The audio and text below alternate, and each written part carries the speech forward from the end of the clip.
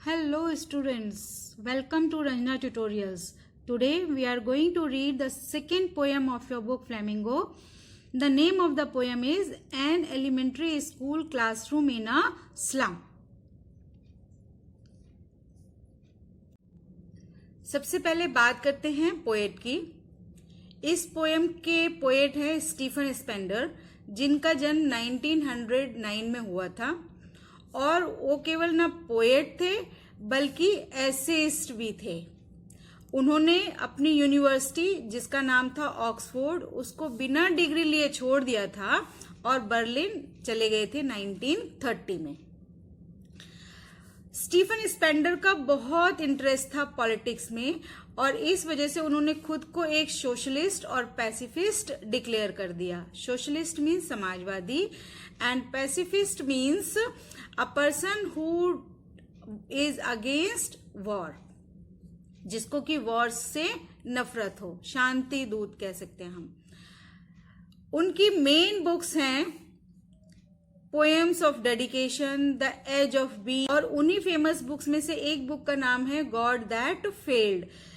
Basically Stephen Spender ने जितने भी अपने लिटरेरी वर्क्स किए हैं उन सभी में उन्होंने जो समाज के पुअर लोग होते हैं, जो स्लम्स में रहते हैं, उनके ऊपर फोकस किया है। और इस पोएम में भी उनका जो मेन थीम है वो है social injustice and class inequality.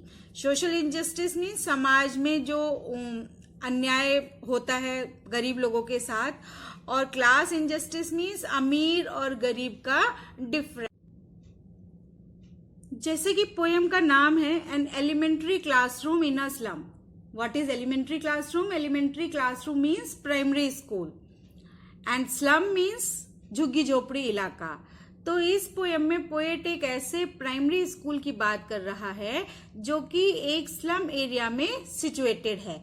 और इस पोएम के फर्स्ट पैराग्राफ में पोएट ने हमको उस क्लासरूम में बैठे हुए बच्चों के बारे में बताया है कि उस क्लासरूम में कैसे बच्चे बैठे हैं। Far far from gusty waves, far far means very far, gusty waves means strong winds, these children's faces। तो जो बच्चे क्लासरूम में बैठे हैं, these children faces, they are very far from gusty waves। gusty waves का यहाँ पर meaning है energy. strong winds are very energetic। तो पोएट ने हमें ये बताने की कोशिश की है कि जितने भी बच्चे उस स्लम एरिया में बैठे हैं उनके चेहरों पर कोई भी एनर्जी दिखाई नहीं देती, लाइक रूटलेस वीड्स। और ये बच्चे कैसे हैं? रूटलेस हैं। Rootless means without the support of their parents, and weeds means unwanted plants. अब बच्चों को रूटलेस वीड्स क्यों कहा गया है? क्योंकि एक तो बच्चों के पास उनके पेरेंट्स की कोई सपोर्ट नहीं है, दूसरा सोसाइटी में कोई भी उन्हें पसंद नहीं करता। इसलिए इन बच्चों के साथ दो एडजेक्टिव्स पोएट ने यूज करे हैं, रूटलेस वीड्स।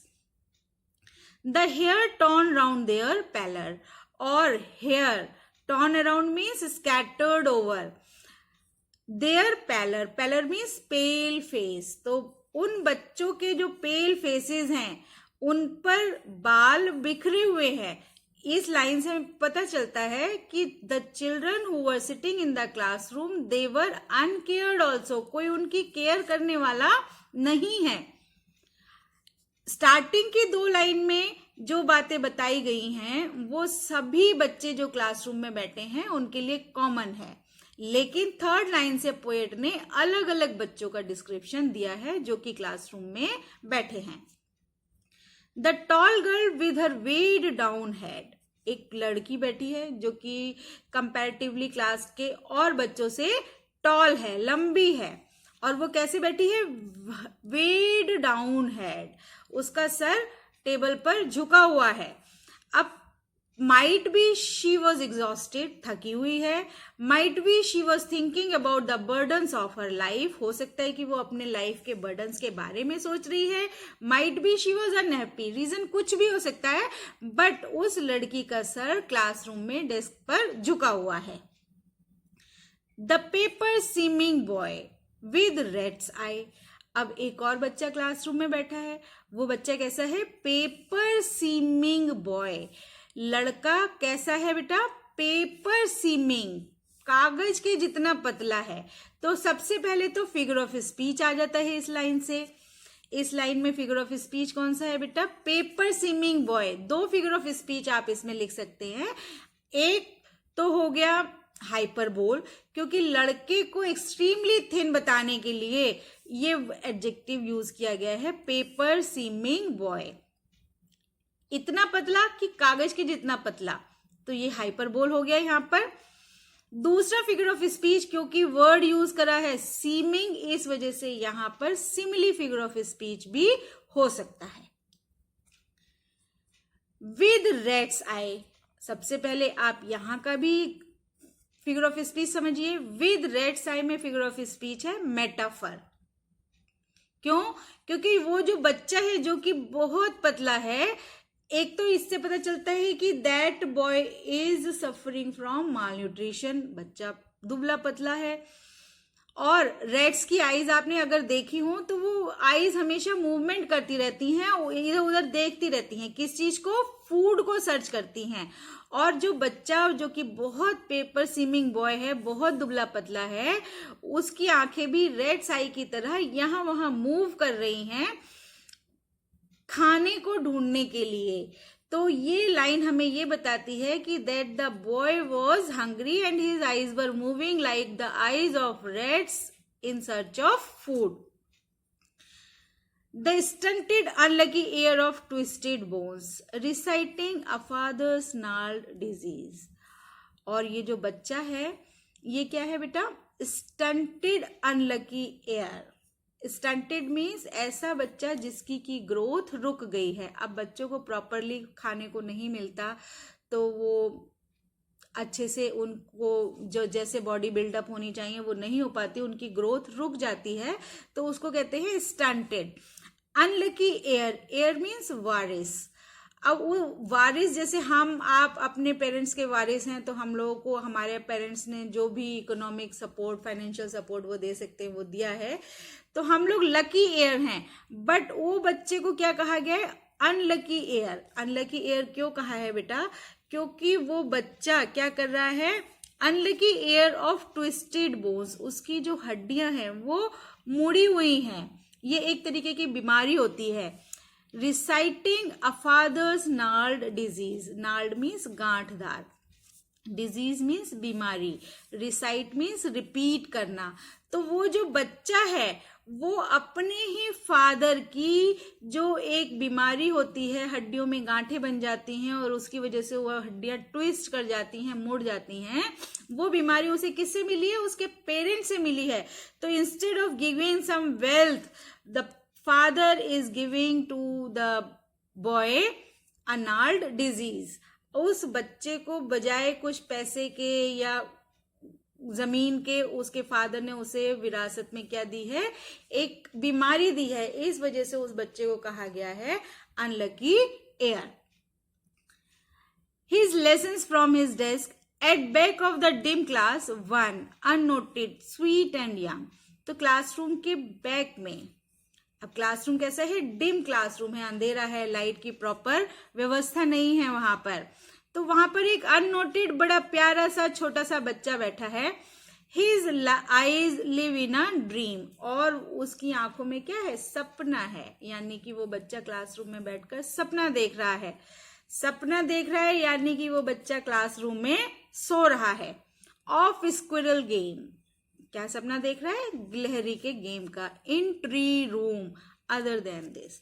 तो वो बच्चा क्लासरूम में बैठा है लेकिन सो रहा है और सपना देख रहा है स्क्विरल गेम का, ट्री रूम का। बच्चों के सपने में ज्यादातर ट्री रूम और स्क्विरल गेम्स के सपने आते हैं। तो यहाँ पर एक बात और भी है कि बच्चा बेशक क्लासरूम में बैठा है बट उसका क्लासरूम में मन नहीं लग रहा है और वो चाहता है कि वो बाहर जाए और खेले कूदे। तो पहले पैराग्राफ को पढ़ के हमको ये समझ आता है कि क्लासरूम में बच्चे हैं बट उनका जो बॉडी लैंग्वेज है उससे हमें ये पता चलता है कि वो बच्चे क्लासरूम में पढ़ाई नहीं कर रहे हैं। There is no atmosphere of studies in the classroom. On sour cream walls, donations, Shakespeare's head, cloudless at dawn, civilized dome, riding all cities. तो सेकेंड पैराग्राफ में बेटा आपको ये बताया गया है कि उस क्लासरूम में कुछ डोनेशंस हैं। डोनेशंस मीन्स दान में दी गई चीजें हैं जो कि उसकी दीवार पर लगी हैं। What are they? सबसे पहले फर्स्ट लाइन समझिए। On sour cream walls, sore means stinky, एक फाउल स्मेल होती है जब हम क्रीम को 2-3 दिन रख देते हैं और उसमें से अजीब सी गंदी सी स्मेल आती है, दैट इज कॉल्ड सोर। और cream is the colour of wall. तो वॉल्स कैसी हैं? स्टिंकी हैं और उनकी जो पेंटिंग है या जो उनका व्हाइट वॉश किया हुआ है वो काफी दिन पहले किया गया था, तो वो गंदा हो गया है, व्हाइट से टर्न होके क्रीमिश कलर का हो गया है। तो एक तो वॉल्स स्टिंकी हैं और कलर भी फेडेड है। उन वॉल्स पर कुछ डोनेशंस हंग हैं, कुछ डोनेशंस लगी हुई हैं। वो डोनेशंस क्या क्या है? शेक्सपियर्स हेड, एक शेक्सपियर का फोटो लगा है। अब आपने अगर शेक्सपियर का फोटो देखा हो तो आपको पता होगा कि शेक्सपियर बाल्ड हेडेड थे। बाल्ड हेडेड मीन्स उन बीच में से गंजे थे। तो उस गंजे सिर को किससे कंपेयर करा है? Cloudless at dawn. तो ऐसा लग रहा है जैसे कि सुबह कोई सूरज निकल रहा हो, जो उनकी गंजी सर है उसको कहा गया है। दूसरे एक और डोनेशन हंग है वॉल पर, सिविलाइज्ड डोम राइडिंग ऑल सिटीज। सिविलाइज्ड डोम का यहाँ पर मीनिंग है बेटा एजुकेशनल इंस्टीट्यूट्स, बड़े बड़े जैसे हार्वर्ड, ऑक्सफोर्ड हो गए, उनके फोटोग्राफ्स वहां पर लगे हुए हैं। और एक चीज हंग है वॉल पर, बैलेड फ्लावरी टायरोलिस वैली। टायरोलिस वैली बेटा एक ऑस्ट्रिया में जगह है जो कि अपनी नेचुरल ब्यूटी के लिए फेमस है। तो उसका भी एक फोटो या पोस्टर वहां पर वॉल पर लगा हुआ है। ओपन हैंडेड मैप, एक ओपन हैंडेड मैप भी लगा है वर्ल्ड का, awarding the world it's world, जिसमें कि दुनिया के नक्शे पर कौन सी बाउंड्री इंडिया की है, कहाँ इंग्लैंड है, कहाँ पर ऑस्ट्रेलिया है, ये सारी चीजें बताई गई हैं। And yet for those children these Windows not this map there world. लेकिन इन बच्चों के लिए, किन बच्चों के लिए? वो बच्चे जो कि स्लम एरिया में रहते हैं और उस स्लम क्लासरूम में बैठे हैं, उनके लिए दीज विंडोज, खिड़की से बाहर जो देखते हैं वो दुनिया उनकी वर्ल्ड है, ना कि वो वर्ल्ड जो कि उस मैप में दिखाया गया है। अब बेटा ये लाइन क्यों बोली गई है कि इन बच्चों के लिए ये विंडोज उनका वर्ल्ड है ना कि मैप? क्योंकि उनको सोसाइटी में इस तरीके से बाउंड कर दिया गया है कि वो अपने एरिया से बाहर कहीं पर भी आ जा नहीं सकते। बहुत सारी लिमिटेशंस हैं उनके लिए। इस वजह से कहा गया है कि उनको अपनी लाइफ में तो सिर्फ स्लम एरिया ही दिखता है, तो उनको ये विश्वास ही नहीं होता है कि ये जो दुनिया दिखाई गई है वो भी कोई एक दुनिया है यहाँ पर। Where all their future painted with a fog, तो उस स्लम एरिया में वो रहते हैं, वो ही उनकी दुनिया है। और इस दुनिया में उनका फ्यूचर किससे पेंट है? Painted with a fog. अब यहाँ पर बेटा इस लाइन में भी एक अलग सिंबॉलिक मीनिंग है। वो क्या मीनिंग है बेटा? Future painted with a fog. Fog में क्या होता है? हमको आगे का कुछ भी दिखाई नहीं देता, तो हमें नहीं पता कि हमारे नेक्स्ट स्टेप पर क्या आने वाला है। इसी तरीके से इन बच्चों का जो फ्यूचर है, भविष्य है, इनको नहीं पता कि इनके आने वाले फ्यूचर में क्या होने वाला है। उनका फ्यूचर अनसर्टेन है।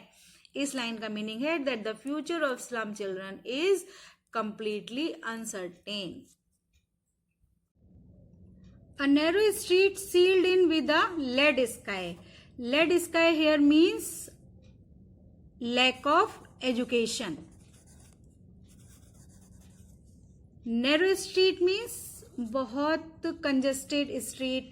अब they are living in slum area, तो वहां पर कंजेस्टेड स्ट्रीट्स होती हैं. एक तो आप मीनिंग ये समझ सकते हैं, but actually here narrow street means that the opportunities to develop their lifestyle are very less for the slum children. उन बच्चों की लाइफ में अपने आप को अपग्रेड कर पाने की अपॉर्चुनिटीज बहुत कम थी, नैरो थी बहुत ज्यादा. एंड जो कम अपॉर्चुनिटीज थी they are sealed in with a lead sky. तो जो थोड़ी बहुत बढ़ने की उनके पास पॉसिबिलिटी थी भी, जो मौके थे भी, तो वो because of lack of education वो सारे रास्ते उनके बंद थे. Far far from rivers. Far far repetition figure of speech here, and the poet repeats these words to emphasize that these children are very far from rivers. River symbolizes freedom here. आप नदी की क्या tendency होती है, नदी अपना रास्ता खुद डिसाइड करती है. तो लेकिन ये जो स्लम चिल्ड्रन हैं इनको अपनी लाइफ में इतनी भी फ्रीडम नहीं है कि वो लाइफ में क्या करेंगे उसके बारे में वो खुद डिसाइड कर पाए. तो पोएट कहता है कि they are very far from freedom, caves and stars of words. Stars of words means education. ना तो उनकी लाइफ में एजुकेशन है, ना डिसीजन लेने की उनको फ्रीडम है. द पोएट इज सेइंग कि bring some freedom in the lives of these children. Now surely Shakespeare is wicked. The map is bad example. The children are in the classroom. They were not studying. They were looking here and there. The donations that were hung on the wall. और उस wall पर क्या donation लगी थी, एक Shakespeare का photograph लगा था.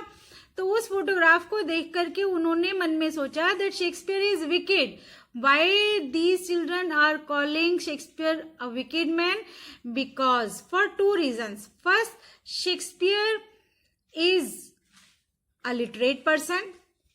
Second, Shakespeare belonged to a elite group of the society. Elite group means very rich people of the society. तो ना तो वो बच्चों की लाइफ में एजुकेशन थी, वो कभी लिटरेट नहीं हो सकते थे. दूसरी बात कि वो शेक्सपियर एक अमीर ग्रुप को बिलोंग करते थे, जो अमीर लोग उनकी पुअर एंड पैथेटिक कंडीशन के लिए रिस्पॉन्सिबल थे. That is why these children called Shakespeare a wicked. The map is a bad example.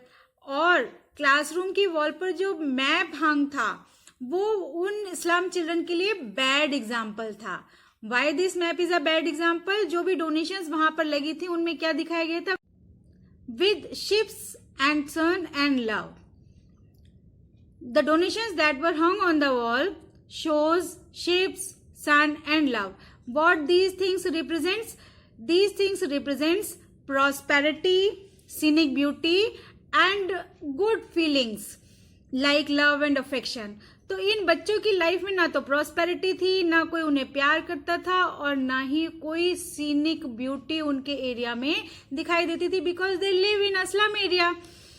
तो बिकॉज ये सब चीजें जब वो देखते थे, टेम्पटिंग देम टू स्टील, तो जब वो चीजें उनको उनकी लाइफ में अवेलेबल नहीं थी तो वो सारी चीजें उन्हें टेम्प्ट करती थी. टेम्प्ट मीन्स ललचाना. किस चीज के लिए? कि वो इन सब चीजों को चुरा लें, यानी कि they are thinking negatively in their mind. For lives that slyly turn in their crammed holes. Crammed holes means very small. Holes means घर. Hole वैसे रेड का घर होता है, लेकिन यहाँ पर उन बच्चों के जो घर हैं वो बहुत छोटे छोटे हैं, इस वजह से यहाँ पर इस वर्ड को यूज किया गया है. Slyly means secretly. For lives that slyly turn in their crammed holes. क्योंकि उनकी लाइफ को बड़े ही सीक्रेट तरीके से उन छोटे छोटे घरों में टर्न कर दिया गया है. मीन्स उनको फोर्स किया गया है कि तुम बस यहीं तक सीमित रहो, इससे आगे तुम नहीं बढ़ सकते. And who slightly turn in them in their crammed holes? Rich people of the society. किसने सीक्रेटली उन्हें इस तरीके से रहने के लिए मजबूर किया है? सोसाइटी के अमीर लोगों ने. अब ये सीक्रेट प्लान क्या है बेटा? उन्होंने इस क्लासरूम खुलवा दिया, उन्होंने क्लासरूम में डोनेशंस लगवा दिए, लेकिन एक्चुअली जो चीज रिक्वायर्ड है that is education, they are not providing that particular basic thing to the children of slum area. So that is why the word used slightly over here. From fog to endless night. अब उनको cramped holes में रहने के लिए मजबूर किया गया है, उन छोटी छोटी जगहों पर रहने के लिए मजबूर हैं वो लोग, और ये पोजीशन उनकी कब तक है? From fog to endless night. Fog माने uncertain, endless night means never ending night. तो यहाँ पर अंधेरी रात, कौन सी अंधेरी रात की बात की जा रही है? नेवर एंडिंग नाइट की बात की जा रही है. लेकिन वो नेवर एंडिंग नाइट यानी कि उनकी लाइफ में बढ़ने की अपॉर्चुनिटीज तो कभी है ही नहीं, और ये जो पुअर एंड पैथेटिक कंडीशन है वो उनकी नेवर एंडिंग कंडीशन है. On their slag heap these children wear skins peep through by bones. अब यहाँ पर उन बच्चों की फिजिकल कंडीशन के बारे में बताया गया है कि ये बच्चे इतने पतले हैं कि उनकी स्किन से पीप्ड थ्रू, झांकती हैं, बोन्स, हड्डियां झांकती हैं, यानी कि ये बच्चे इतने ज्यादा दुबले पतले हैं बिकॉज ऑफ माल न्यूट्रिशन. उनको प्रॉपरली खाने को नहीं मिलता, प्रॉपर डाइट अवेलेबल नहीं है उन्हें, तो इतने हड्डी के ढांचे हो गए हैं वो बच्चे. और spectacles of steel with मेंडेड glass. अब बच्चे कहाँ खेलते हैं? स्लैग हीप्स में खेलते हैं, और उनको उसी हीप में कोई स्टील का स्पेक्टिकल्स मिल जाता है तो वो उसे पहन लेते हैं एज अ टॉय खेलने के लिए. तो वो चश्मा जब उन्हें मिलता है वो पहनते हैं, तो वो कैसा है? With मेंडेड glass. उस जो स्पेक्टिकल्स था स्टील का, पहली बात तो स्टील फ्रेम बहुत हैवी होता है, बट उनके पास कोई अदर ऑप्शन नहीं होता, तो वो उसको वियर कर लेते हैं, और उसको क्योंकि वो टूटा हुआ था तो उसे मेंडेड करके पहनते हैं, सही कर लेते हैं, रिपेयर करके उसे पहनते हैं. लेकिन फिर भी कांच को रिपेयर करने के बाद भी क्या होता है? Like bottle beads on stones. फिर भी वो शीशा इतना ऐसा महसूस होता है जैसे कि किसी ने पत्थर पर बोतल मारो अगर कांच की, तो उसके टुकड़े टुकड़े हो जाते हैं. तो वो स्पेक्टिकल्स का शीशा बिल्कुल उसी तरीके से दिखाई दे रहा है. All of their time and space are foggy slum. तो इन बच्चों का जितना भी लाइफ का टाइम है और जितनी भी जगह उनको अवेलेबल है वो क्या है? सिर्फ वो स्लम एरिया है. फॉगी स्लम मीन्स गंदा इलाका. So blot their maps with slums as big as doom. तो जो बच्चे क्लासरूम में बैठे हैं वो इतने ज्यादा डिप्रेशन में हैं. एक तो शेक्सपियर को विकेट बोल देते हैं, मैप को बैड एग्जाम्पल बोलते हैं. बैड एग्जाम्पल क्यों है? Because they were trying to find out their slum area on the map but they were unable to find out. तो फाइनली बच्चे क्या कहते हैं? Blot their maps with slums as big as doom. वो कहते हैं कि पूरे मैप को ब्लॉट कर दो, कवर कर दो. किससे? स्लम से. As big as doom. Dooms means the day, last day या डे ऑफ जस्टिस. अब लास्ट पैराग्राफ में बेटा, लास्ट पैराग्राफ में पोएट हमें इन बच्चों की पुअर एंड पैथेटिक कंडीशन को किस तरीके से सॉर्ट आउट किया जा सकता है, किस तरीके से इंप्रूव किया जा सकता है, उसका एक सॉल्यूशन प्रोवाइड करता है. तो पोएट के अकॉर्डिंग क्या सॉल्यूशन है? Unless governor, inspector, visitor. Governor here for politicians, inspector here for officials, visitor here for common people. तो पोएट कहता है कि जब तक ये सब मिलकर के एक कंबाइंड एफर्ट नहीं करेंगे, this map becomes their window. तो ये जो मैप है इसमें इनके लिए विंडो ही चाहे वो ओपन कर दे, यानी कि उन्हें थोड़ी सी अपॉर्चुनिटी दे दें. And these windows that shut upon their lifes like catacombs. वो विंडोज, विंडोज का यहां पर मतलब है बेटा अपॉर्चुनिटीज ऑफ लाइफ. वो विंडोज क्या है? उनके लिए शट हो गई हैं, बंद हो गई हैं. आप अगर किसी एक रूम में बंद हैं जिसमें कि विंडो बाहर जाने के लिए है, तो अगर वो विंडो भी बंद हो जाएगी तो क्या आप उस रूम से कभी निकल सकते हैं? नहीं. तो इसी तरीके से ये जो बच्चे हैं स्लम एरिया के, इनको रिच पीपल ने बहुत ही सीक्रेटली उसी एरिया में रहने के लिए बाउंड किया हुआ है. अब उस एरिया से वो बाहर तभी निकल सकते हैं जब उनको थोड़ी बहुत एजुकेशन मिले. लेकिन उन रिच पीपल ने केवल दिखाने के लिए स्कूल तो ओपन कर दिया है, बट स्कूल की एक बेसिक रिक्वायरमेंट होती है, दैट इज एजुकेशन, वो वहां पर अवेलेबल नहीं है। आपने देखा था फर्स्ट पैराग्राफ में कि tall girl weighed down her head, बच्ची एक सो रही थी, एक बच्चा इधर उधर खाना ढूंढ रहा था, एक बच्चा क्लासरूम में सो रहा था, स्क्विरल गेम का सपना देख रहा था। तो क्लासरूम तो था, बच्चे भी थे, बट वहां पर पढ़ाई नहीं थी। तो पोएट यही कह रहा है कि आप उनको सिर्फ एक छोटी सी विंडो ही ओपन कर दो, जो कि आपने वो भी बंद कर रखी है उनकी लाइफ में, और उनकी लाइफ को कैसा बना दिया है, their lives like catacombs. Catacombs क्या होती हैं बेटा, अंडरग्राउंड ग्रेव्स होती हैं। तो कहते हैं कि आप लोगों ने तो इनकी लाइफ को अंडरग्राउंड ग्रेव्स की तरह बना दिया है। हमारी कंट्री में तो ज्यादातर क्रिमेशन होता है, बट वेस्टर्न कंट्रीज में जहाँ पर ब्यूरियल होता है, वहां पर ग्रेव्स एक लिमिटेड एरिया में होती हैं, ग्रेवयार्ड। तो बहुत सारी स्टोरीज बनाई जाती हैं अंडरग्राउंड की, फर्स्ट फ्लोर सेकंड फ्लोर इस तरीके से करके, तो वो अंडरग्राउंड ग्रेव्स कहलाती हैं, कैटाकॉम्स। तो पोएट कह रहे हैं कि आपने तो इनकी लाइफ को कैटाकॉम्स की तरह कर दिया। एक तो वो ग्रेवयार्ड में ऑलरेडी उनका जीवन है, और फिर आपने उसको भी अंडरग्राउंड कर दिया, यानी कि there is no possibility to coming out from the level of the life. Poet आगे क्या कहते हैं, ब्रेक ओ ब्रेक, तोड़ दीजिए, open till they break the town, कि इससे पहले कि वो रिवोल्ट कर दें अपनी पुअर एक पैथेटिक कंडीशन की वजह से। होता है ना कि जब आप किसी को ज्यादा दबाते जाएंगे तो फाइनली वो बंदा रिवोल्ट कर देता है। तो पोएट भी उसी बात की तरफ पॉइंट आउट कर रहा है कि ब्रेक ओ ब्रेक, एटलीस्ट उनके लिए आपने जो रूम में उन्हें बंद कर दिया है उसमें एक विंडो ही ओपन कर दो, यानी कि उन्हें कम से कम थोड़ी सी तो एजुकेशन दे दो, ताकि वो अपने आप को ग्रो कर पाए। अदरवाइज क्या होगा कि they will break the town, कि वो कहीं रिवोल्ट ना कर दें इस तरीके से आप अगर उन्हें सप्रेस करते जाएंगे। And show the children to green fields. Green fields का मतलब हरे भरे मैदान यहाँ पर नहीं है, मैदान में जाने से कोई नहीं रोक सकता। यहाँ पर ग्रीन फील्ड का मतलब है कि give some freedom in their lives, वो अपनी लाइफ में फ्रीडम को महसूस कर पाए, उन्हें थोड़ी फ्रीडम अवेलेबल करवाइए।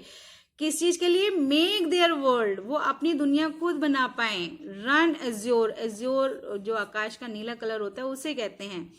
ऑन गोल्ड सैंड, वो भी अपनी दुनिया को, आकाश का तो इनफाइनाइट होता है, तो कहते हैं कि इस इनफाइनाइट आकाश में उन्हें खुद खुली दौड़ने दीजिए।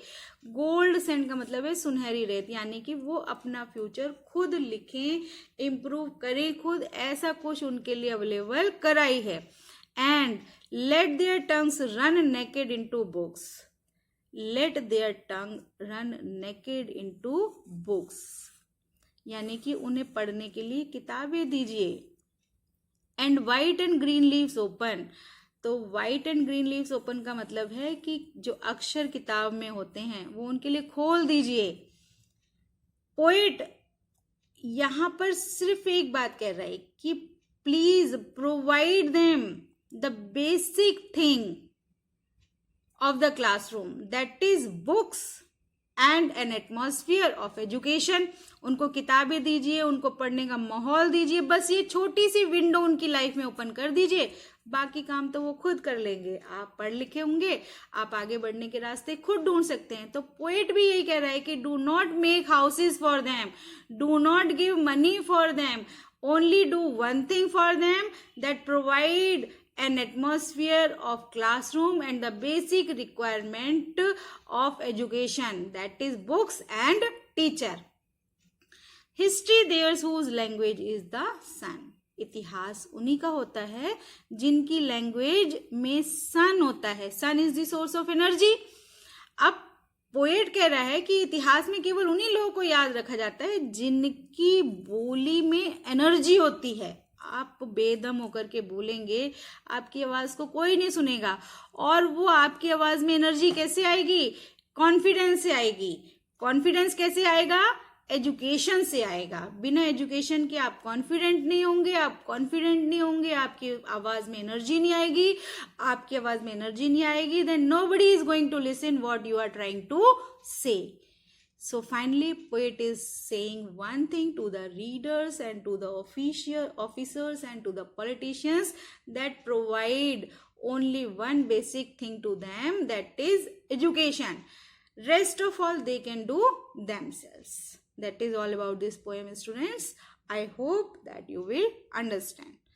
Even if there are some queries, write in comment box. I will provide the solutions. Thank you. Press like button if you like my video and do subscribe the channel.